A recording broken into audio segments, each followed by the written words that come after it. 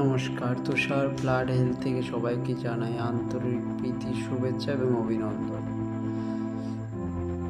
আপনার বাচ্চার বয়স 1 থেকে 11 মাস বয়স, কিন্তু প্রথমে আপনি ভাবছেন যে আপনার বাচ্চাকে সিরাপ দিতে হবে, সিরাপ জ্বরের ওষুধ দিতে হবে, কিন্তু আপনি বুঝতে পারছেন না আপনার বাচ্চাকে কোন সিরাপটা দিলে ভালো হয়।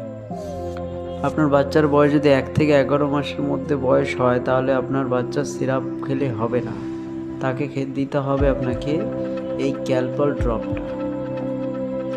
যদি আপনি বুঝতে না পারেন, এর জন্য পিছনে আপনার ওজন দিয়ে নিয়মটা লেখাই আছে, আর এর কোম্পানিটার নাম হচ্ছে গ্ল্যাক্সো কোম্পানি। আর যেটা বলছিলাম সেটা হচ্ছে, আপনি বুঝতে পারছেন না কোন ড্রপটা খাওয়ালে ভালো হবে।